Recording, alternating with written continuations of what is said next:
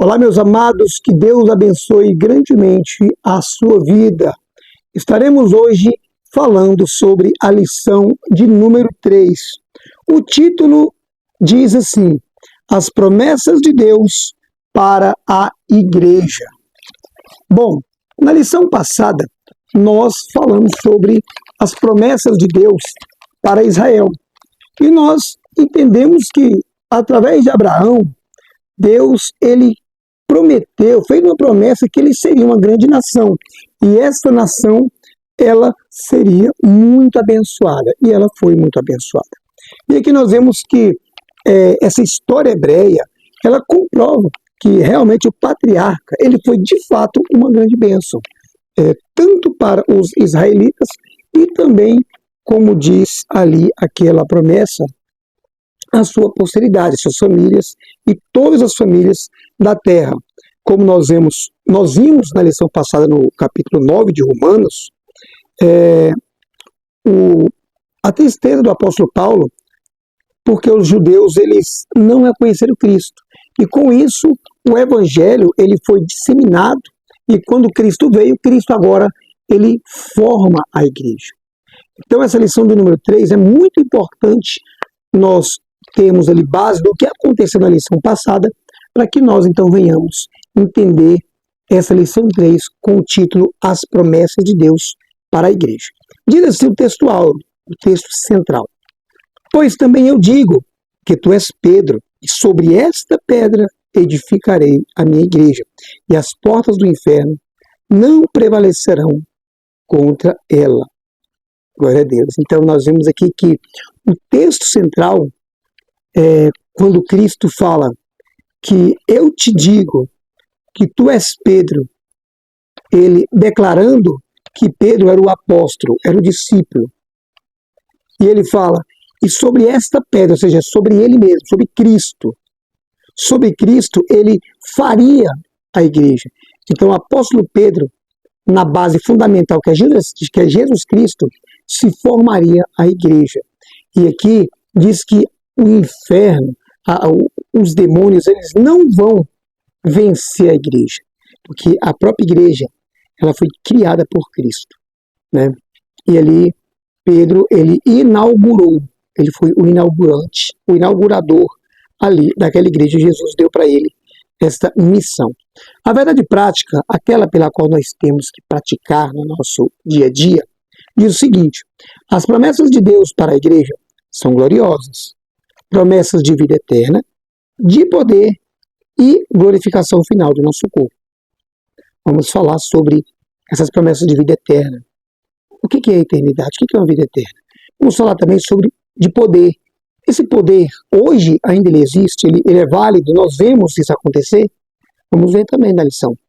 E sobre a glorificação do nosso corpo. Que glorificação é essa? Como que o nosso corpo vai ser? Vai ser carne, osso, sangue? Será? Nós vamos ver aqui na lição de hoje. Bom, o texto básico está em Mateus 28, do 18 até o 20, o Marcos 16, 15, do 15 até o 18, Marcos 16, do 15 ao 18, e em Atos 1, 6. Esses três, os dois evangelhos, Marcos e Mateus, e essa Atos dos Apóstolos, eles vão em conjunto fazer aqui uma junção de uma criação do próprio Jesus Cristo, fundamentando a igreja, dando início à igreja. E chegando Jesus, falou-lhe dizendo, é-me dado todo o poder no céu e na terra. Portanto, ide, ensinai todas as nações, batizando em nome do Pai, do Filho e do Espírito Santo, ensinando a guardar todas as coisas que eu vos tenho mandado. E eis que estou convosco todos os dias até a consumação dos séculos. Agora em Marcos 16. E disse Jesus, ide por todo o mundo, pregai o evangelho a toda criatura. Quem crê e for batizado será salvo, mas quem não crê será condenado. E esses sinais seguirão os que creem. Em meu nome expulsarão demônios, falarão novas línguas, pegarão em serpentes, e se beberem alguma coisa mortífera, não lhe fará dano algum. Imporão a mão sobre os enfermos e os curarão. Aquele, pois, que se havia reunido, perguntou-lhe dizendo, É nesse tempo que o Senhor vai restaurar Israel e disse-lhe: não vos pertence saber os tempos e as estações que o Pai estabeleceu pelo seu próprio poder, mas recebereis a virtude do Espírito Santo, que há de vir sobre vós. Ser-me-eis testemunhas, tanto em Jerusalém, quanto em Samaria, Judéia e até os confins da terra. Então essa leitura bíblica, ela mostrou que quando Cristo ele conversa com seus discípulos, ele diz que viria o Consolador, o Espírito Santo viria sobre aqueles que estariam ali reunidos naquele momento. Em Atos 2 nós vimos esse cumprimento. Ele disse aqui uma ordenança para que todos nós preguemos esse evangelho. O que é o evangelho? É a vida, é o nascimento, é a vida, é a morte, é a ressurreição de Jesus Cristo. Isso é o evangelho. E aqui diz que quem crê não é acreditar, é crer. Crer, ele independe de tempo, se é de dia, de noite, se passa anos ou meses, a pessoa não deixa de crer. O acreditar é temporal. Acredita por um tempo, depois desacredita. Então, temos que crer e não acreditar. Então, ele diz que quem crê será salvo, mas quem não crê será condenado. E então, vamos ver que a introdução diz que Cristo, a igreja de Cristo, é portadora das promessas gloriosas. Assim como Israel, ele foi portador das promessas para que Deus construísse um país, que esse país fosse exemplo para o mundo, para que desse país chamado Israel, essa nação, saísse o Salvador do mundo, agora também ele faz promessas para a igreja. Ela foi idealizada por Deus, pelo Pai. Ela foi edificada por Jesus Cristo. E ela é guiada atualmente pelo Espírito Santo. Então, e nós que somos essa comunidade de salvos, nós nos juntamos para servir, para adorar, para louvar a Jesus, a Deus e ao Espírito Santo. Então, nessa lição, nós vamos falar sobre essa natureza. Como que essa igreja nasceu? Vamos falar das promessas propriamente ditas para elas. E vamos também ver quais são as condições para que nós possamos viver essas promessas. Nós vimos na lição número 1 que existem as promessas condicionais e as incondicionais. Um exemplo de incondicional, que Jesus viria. Então, independe de ser humano. Foi Deus que estabeleceu essa promessa e se cumpriu. As promessas condicionais, aquelas que dependem de nós. Ou seja, se nós quisermos sermos abençoados, nós temos que orar, temos que ser fiel, temos que obedecer para que nós possamos receber, então, essas bênçãos. Então, a gente vai ver que existem condições para viver essas promessas para a igreja. Tópico 1 diz o seguinte: a natureza da promessa da igreja de Deus na igreja. Vamos ver a natureza. Primeiro, o evangelho, quando nós vimos aqui, de Mateus 28, ele falou que o estabelecimento dessa grande comissão, esse aglomerado de pessoas, ele reuniu uma tarefa para esse grupo de pessoas. A primeira tarefa foi ide, a segunda foi ensine e a terceira foi batize. Quando Cristo ele dá essa ordem para que vá, ensine e batize, essa ordem ela tem que ser cumprida por todo crente. O ir é quando nós saímos de algum local e fomos para outro, seja no mercado, igreja, trabalho, seja na própria rua, na casa do vizinho. Em qualquer lugar que nós chegarmos e tivermos essa oportunidade, nós temos que falar de Cristo. Ensinar, quando nós lemos a Bíblia e nós aprendemos, o Espírito Santo nos ensina através da leitura, nós teremos capacidade, dada pelo Espírito Santo, de ensinar as pessoas quem é Cristo, como que ele veio, para que ele veio, qual o objetivo. E batizar. Batizar é quando a pessoa aceita, quando a pessoa ela reconhece e o Espírito Santo convence ela e ela tem agora vontade, ela tem desejo de também participar do cristianismo. Então ela vai se batizar como um símbolo de que ela está entrando agora para a comunidade cristã. Ela se arrepende de seus pecados, tem que ser uma confissão consciente, e essa confissão vai dar acesso a ela agora na comunidade dos santos, que é chamado hoje de eclésia, ou aglomerados de pessoas chamado de igreja. Bom, então diante dessa promessa, diante dessas três ordenanças, nós vemos a conhecida palavra evangelização, que é para mim e é para você executar essa tarefa. Para as pessoas que você tiver ali contato, seja via WhatsApp, seja via Instagram, Facebook, né, seja por via de até mesmo status, story, tudo isso você pode estar usando para que você venha estar evangelizando. Então essa parte da natureza da promessa de Deus sobre sinais sobrenaturais. O que são esses sinais aqui sobrenaturais? Quando nós falamos sobre esses sinais sobrenaturais de orar e a pessoa se curar, o nosso Deus não mudou. Nós mudamos, mas Deus não mudou. Muitas vezes nós oramos, nós pedimos, e a Bíblia diz que se tudo com fé pedires, o Pai, Ele o ouvirá e atenderá. Então é muito difícil nós reconhecermos que muitas vezes a nossa fé é pequena. Isso é difícil, porque para nós ter fé é ir para a igreja, é botar uma Bíblia debaixo do braço, é ficar ali na igreja ouvindo a pregação. E essa fé, a ponto da pessoa conseguir o milagre, ela é uma fé, não apenas uma fé, como diz a Bíblia, uma fé como dom, é uma fé como fruto. Nós sabemos que a fé como fruto, que está relatada em Gálatas capítulo 5, ela não gera da noite para o dia. Existe a fé natural, que é a fé que eu e você temos. A gente crê, acredita nas pessoas, acredita no nosso patrão, que vai pagar a gente no final do mês. Isso é uma fé natural. Nós temos a fé como o dom. É aquela fé que o Espírito Santo entra em nós e nós cremos na Bíblia. Nós cremos que Jesus veio ao mundo.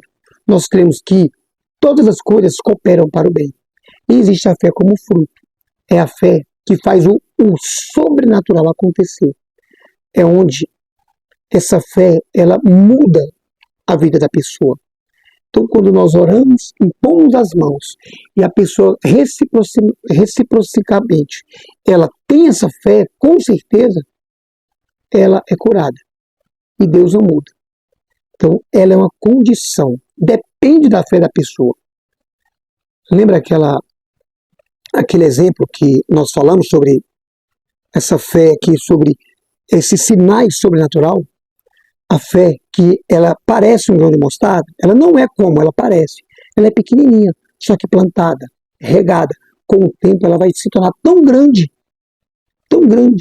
que ela vai dar frutos. Assim é a nossa fé, como fruto. Ela começa pequena. Quanto mais nós buscamos, mais intensamente nós buscamos incansavelmente, mais a nossa fé aumenta. E vai chegar uma hora que nós vamos ser atendidos. Porque foi Deus que falou. Deus diz que clama a mim e eu o ouvirei. Lógico que vai ter pessoas que vão falar, não, se Deus não quiser, se Deus não quiser. Não, o próprio Deus falou, não foi ser humano. Deus disse que se pedires com fé, então existe essa diferença. Só que, infelizmente, o tempo de hoje que nós temos é tão corrido, que o tempo para Deus é muito pouco. Muitas pessoas do passado têm grandes testemunhos para contar. Eram mais tempo para Deus e menos tempo para as outras coisas. E hoje, infelizmente, nós temos pouco tempo para Deus e muito tempo para as outras coisas. Por isso que muitas vezes os milagres não acontecem. Não é porque Deus mudou, mas infelizmente porque nós mudamos. Então, as promessas de sinais miraculosos ainda estão de pé. Bastamos eu e você usar a nossa fé como fruto. E a promessa de revestimento de poder. Esse poder é o batismo do Espírito Santo, no Espírito Santo. Esse batismo no Espírito Santo, ele é diferente do batismo com o Espírito Santo. Batismo com o Espírito Santo é quando você aceita Jesus. Então o Espírito Santo te sela. Você é todos os dias consolado, você é edificado, você pode ter dons de línguas, você pode ter dons de curar. E isso é promessa de poder. É promessa de poder.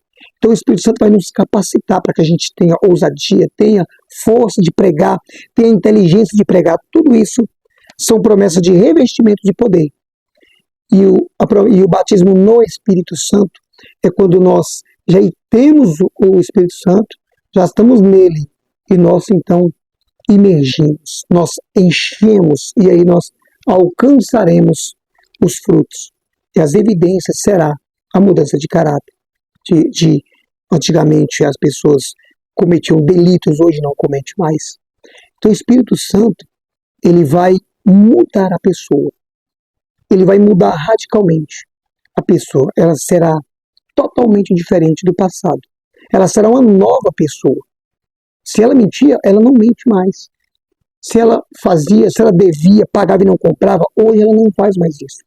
Porque o batismo no Espírito Santo, ele tem evidência na vida da pessoa. Por isso que essa promessa de revestimento de poder, ele vai revestir a pessoa, vai colocar outra vestimenta. Aquela vestimenta passada já era. É uma nova veste, é uma nova corporação, um novo rosto, um novo olhar, uma nova mão, um novo pé. Então, as mãos que praticavam atos, ou até mesmo ações indecorosas ou mal, hoje faz o bem. A boca que amaldiçoava, hoje ela abençoa. Os inimigos que ele odiava, hoje ele ora por eles. Tudo isso são evidências de batismo no Espírito Santo, né, que a pessoa muda radicalmente. E a promessa também para uma instituição espiritual. Essa promessa aqui, ela foi forjada, ela foi formada. Como? Ela foi formada espiritualmente. Em quem? Em Cristo. Cristo é a forma. Então a igreja, ela é composta de inúmeras pessoas que têm como exemplo o Senhor Jesus. Cada pessoa integrante na igreja, ela tem que ser como Cristo. Ela tem que olhar para Cristo e falar, eu tenho que ser igual a Jesus Cristo. E essa promessa para essa instituição, esse aglomerado de pessoas, chamada de eclésia.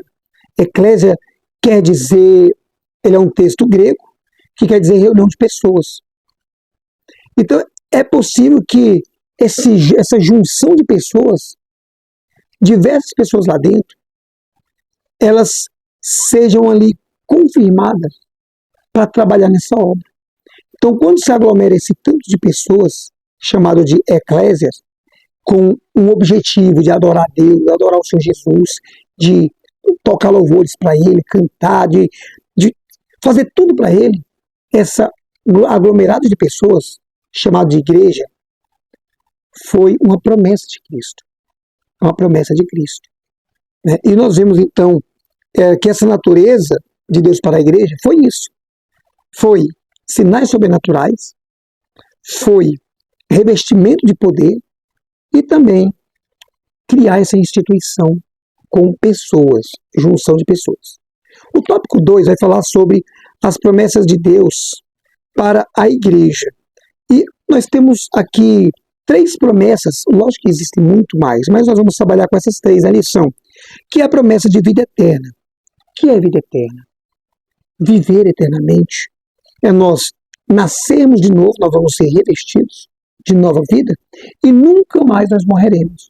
Essa promessa, ela vem a partir do momento que a pessoa aceita Cristo e ela tem na mente dela uma nova vida, um novo trajeto, um novo objetivo. Aqui ele ou ela começa a entender que tudo que nós temos aqui é passageiro. O que nós podemos fazer é anunciar para outras pessoas tudo que nós temos, que nós fazemos para Cristo e convidar para que essas pessoas também façam, para que elas participem dessa vida eterna, dessa salvação que foi dada por Jesus Cristo. E nós temos a promessa também de poder. Essa promessa de poder, ela, como nós vimos aqui na lição, elas são como se fossem as obras de Deus na mão do ser humano. Deus, ele coloca ali na mão do ser humano, Deus ele dá para o ser humano esse poder para que ele venha exercer na obra. O poder de curar, o poder de orar, o poder de fazer orações, pregações, intercessões e o milagre acontecer. As promessas de glorificação é para o nosso corpo. O nosso corpo irá ser outro. Nós teremos nova vida, novo corpo. E esse corpo, ele não vai mais morrer, não vai mais sair, não vai mais desfazer. Nós temos também as condições para viver essas promessas. Primeira condição, nós temos que crer. Como eu falei, o crer não é acreditar. O crer, ele independe de se é de dia ou de noite, se é tarde ou manhã. O crer, ele é muito mais do que acreditar, porque ele não acaba, ele é até a morte. Nós temos que ser fiel. Fiel é leal. É ser fiel até a morte. Ainda que nossa vida fique em jogo, nós não podemos perder essa fidelidade. E nós temos que obedecer a Deus. Obedecer é uma condição de seguir as normas. Seguir essas normas de Deus. Então as promessas de Deus para a igreja, elas são de grande valor espiritual. E nós, como igreja, nós estamos integrados nesse membro, desse corpo espiritual. Por meio de Cristo, essas promessas, elas fazem parte para a igreja. E nele nós viveremos essas promessas eternas. Nós almejamos a vida eterna. Nós queremos esse poder. E no final, o nosso corpo também vai ser transformado. E os planos de Deus para a igreja são infalíveis. Tudo que Deus prometeu para a igreja está se cumprindo e irá se cumprir. Logo, logo, o arrebatamento acontecerá. E nós, a igreja do Deus vivo, estaremos com Ele para sempre. Que Deus te abençoe. E graças a Deus. Próxima lição, lição 4. Promessas e obediência. Eu aguardo você, no nome de São Jesus.